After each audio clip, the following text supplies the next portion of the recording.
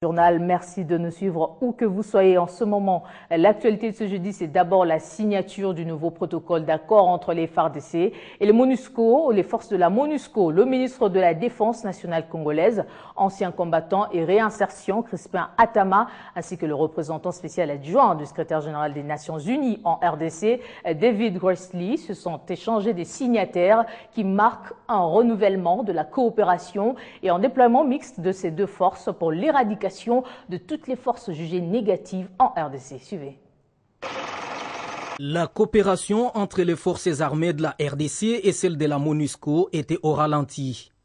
Après un travail technique au sommet des FARDC, le commandant suprême l'ayant apprécié a jugé que la collaboration entre les deux forces reprenne. Le ministre de la Défense nationale, ancien combattant et réinsertion, Crispin Atama a d'abord rappelé le souci de l'État congolais, celui de ne pas voir la MONUSCO se comporter comme un simple observateur, mais cette fois-ci un partenaire actif, et les diplomates onusiens rassurent. Que maintenant nous sommes prêts, ensemble, de travailler en partenariat pour faire face aux défis qui existent toujours dans l'Est du pays. Après échange des signataires et lecture minutieuse, les représentants des deux parties ont signé les 10 protocoles d'accord. Le représentant spécial adjoint du secrétaire général des Nations Unies et chargé des opérations pense que ces nouveaux protocoles d'accord viennent permettre à la MONUSCO d'utiliser les nouveaux moyens supérieurs pour éradiquer la force du mal, dont l'ADF, les FDLR dans l'est du pays et le reste du territoire national de la RDC. Comment on peut transformer notre force pour que ça soit plus adapté à la situation actuelle sur le terrain, avec plus de mobilité, et aussi comment on peut renforcer la complémentarité entre l'armée congolaise et nous-mêmes. Donc on veut rechercher cette complémentarité et nous sommes bien avancés dans ça. D'autres rendez-vous sévères sont fixés entre Crispin Atama Mogodi et David Gressly pour le suivi des retombées de ces protocoles d'accord dont la MONUSCO promet un travail plus décisif qu'avant. Entre-temps, retenez que la première zone des FARDC placée sous le commandement du général Gabriel Amissi a maintenant un nouveau bâtiment réhabilité et ce, sur fonds propres du gouvernement congolais. La cérémonie d'inauguration interviendra ce 29 janvier dans son quartier général, ici à Kinshasa. Nous sommes sur l'avenue des Forces armées, ex-haut commandement. Ici, aura lieu ce vendredi un événement haut en couleur pour le FARDC. La coupure du ruban symbolique du nouveau bâtiment réhabilité. La cérémonie inaugurale de ces nouveaux bâtiments de la première zone sera présidée par le ministre de la Défense nationale, Crispin Atama. Ces bâtiments réfectionnés sur fonds propres du gouvernement congolais abritera essentiellement le différent bureau de la première zone de défense de forces armées de la République démocratique du Congo. Pour rappel, c'est depuis la mise en place de la politique de réforme de l'armée congolaise que celle-ci s'est divisée en 3 zones de défense, bien avant le découpage territorial. La première zone reprend les anciennes provinces du Bandundu, de l'Équateur, du Bas-Congo, ainsi que la ville-province de Kinshasa, sous le commandement du général Gabriel Amissi. La deuxième zone, elle, est constituée par les anciennes provinces du Katanga et les 2 Kasaï, qui a son quartier général à Lubumbashi. Et la troisième zone reprend l'ex-province orientale, le Maniema, le Nord Kivu, enfin les Sud Kivu. Revenons un peu sur les 28 mesures urgentes adoptées par le gouvernement congolais à l'issue de son conseil des ministres mardi. Eh bien, ces mesures adoptées pour la stabilité et la relance de l'économie en RDC, suite à la chute des cours des matières premières dans le monde, portent entre autres sur la lutte contre la fraude douanière et fiscale dans plusieurs secteurs, notamment économiques, de télécommunications et de transport. 22 tracks, tous transportant des minerais bruts de cobalt, ont été interceptés à Kasumbalesa en partance de la Zambie, sans documents ni de la douane, ni des services œuvrant dans la traçabilité des minéraux. Depuis le 9 janvier dernier, ces camions appartenant pour la majorité aux compagnies étrangères de transport ont été interceptés suite à l'alerte donnée par l'antenne du CEC à Kasumbalesa. 18 jours après l'immobilisation de ces camions dans le parking KBP à la frontière, une commission est enfin constituée afin de statuer sur l'essor de ces matières premières. Ces minerais viennent des Kolwezi dans la province du Lualaba, tout en échappant au contrôle des services des commissariats spéciaux du gouvernement pour le Lualaba et le Haut-Katanga. Chose grave, aucun service œuvrant dans la traçabilité des minerais, dont le service des mines, le CESC, l'OCC, la DGDA ou encore le CESCAM, n'a eu le moindre soupçon de la tentative de fraude, et même la police des mines et le commerce extérieur. C'est l'antenne du CESC à Kasumbalesa qui a enfin alerté, et il fallait attendre plus de 2 semaines pour que le commissaire spécial adjoint en charge de l'économie, finance et développement du Haut-Katanga débarque avec tous les conseils de sécurité. Cette tentative de fraude fiscale démontre la présence dans le Grand Katanga d'un circuit très organisé de fraude fiscale, de Kolwezi dans le Lualaba jusqu'à Kasumbalesa dans le Haut-Katanga. La traçabilité dans l'exportation des minerais semble moins sévère et loin d'être effective dans ces coins de la République démocratique du Congo. L'actualité, c'est aussi l'ouverture ce jeudi 28 janvier de la réunion du bureau de l'Assemblée parlementaire de la francophonie à Cambodge. À l'occasion, le président de l'APF a prononcé un discours devant les présidents d'Assemblée et autres personnalités. Aubin Minakou a, dans son mot de circonstance, présenté la feuille de l'APF et condamné les actes terroristes perpétrés dans l'espace francophone et dans le monde. Après son élection à la tête de l'Assemblée parlementaire de la francophonie en juillet 2015, Aubin Minakou exerce pleinement ses prérogatives. Dans cette optique, le nouveau président de l'APF a effectué les déplacements du Cambodge pour présider la réunion du bureau de cette organisation internationale. L'ouverture de ces assises a eu lieu ce jeudi à l'Assemblée nationale du Cambodge. À l'ouverture, Aubin Minakou a prononcé un discours retraçant les lignes maîtresses de la politique que devra mener l'APF face aux enjeux majeurs dans plusieurs domaines. À l'ordre du jour de cette réunion figure la préparation de la 42e session de l'APF prévue pour Madagascar au mois de juillet 2016. Cette réunion connaît la participation de présidents d'assemblée parlementaire, les présidents des sections de l'APF et de l'administrateur de l'Organisation internationale de la francophonie. Pour Aubin Minakou, la promotion de la langue française passe par un combat pour les langues et les cultures qui s'expriment et s'enrichissent mutuellement au sein de la communauté francophone et au-delà. La délégation congolaise à ces assises est composée des députés et sénateurs de la majorité présidentielle ainsi que ceux de l'opposition politique.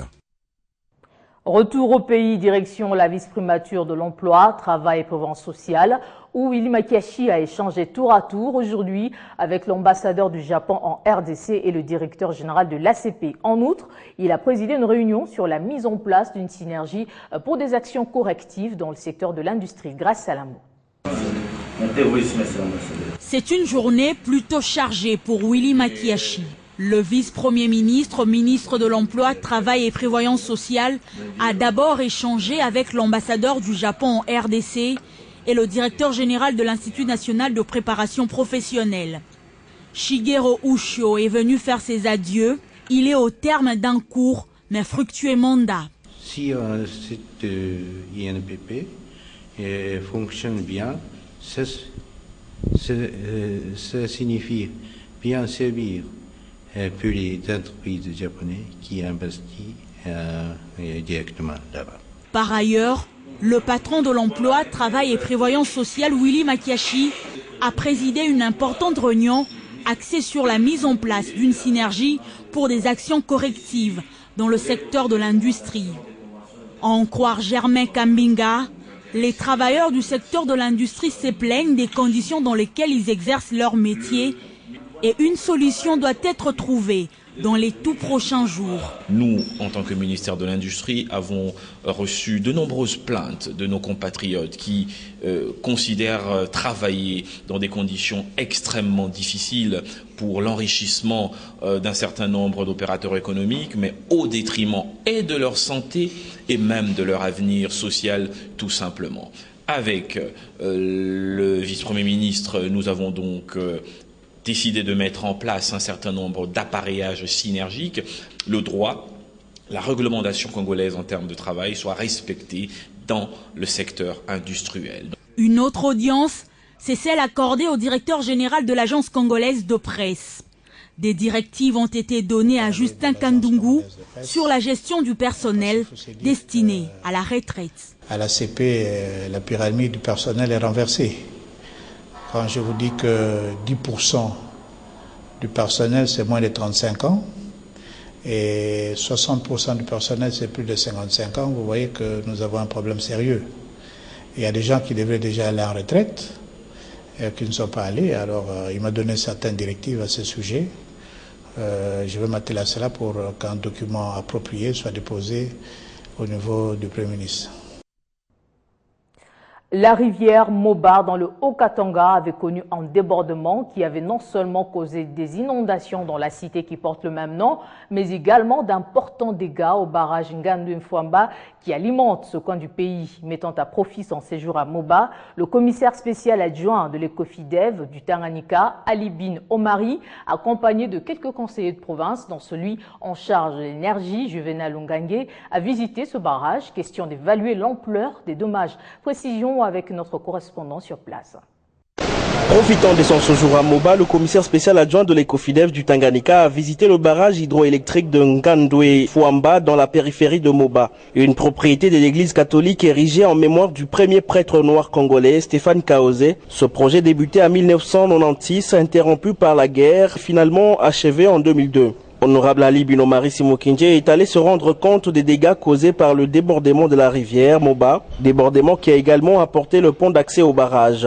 Malgré l'impraticabilité de la voie d'accès, Excellence Ali est descendu quand même. Sur place, l'autorité provinciale a constaté des dommages beaucoup plus importants. Franchement, ce que nous venons de visiter, c'est compliqué, ça me dépasse. Et heureusement, nous sommes là. Nous allons faire les rapports à la hiérarchie et à notre niveau, nous allons peut-être intervenir au niveau du pont pour permettre à ceux qui est passage d'abord parce qu'il y a la population qui est de ce côté ici. Le directeur de ce barrage est satisfait que l'exécutif provincial pense à leur infrastructure. Ils sont très renforcés, très encouragés.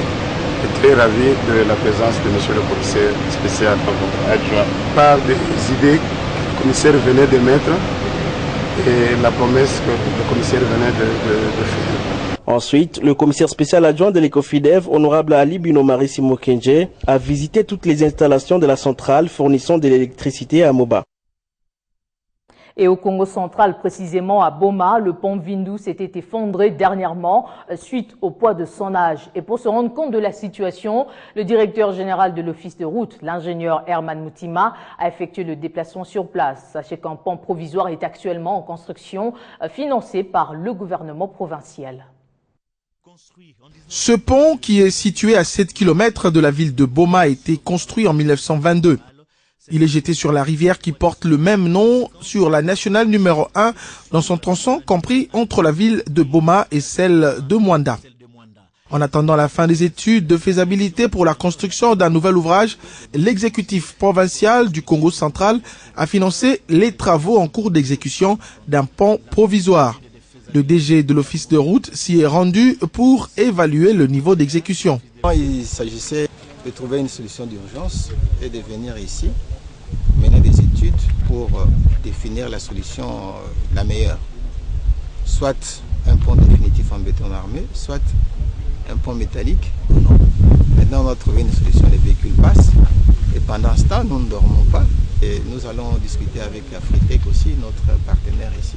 Visiblement, le trafic continue sur ce tronçon grâce à la construction d'une variante avec un pont de fortune en bois, ce en attendant la fin des travaux sur Vindu.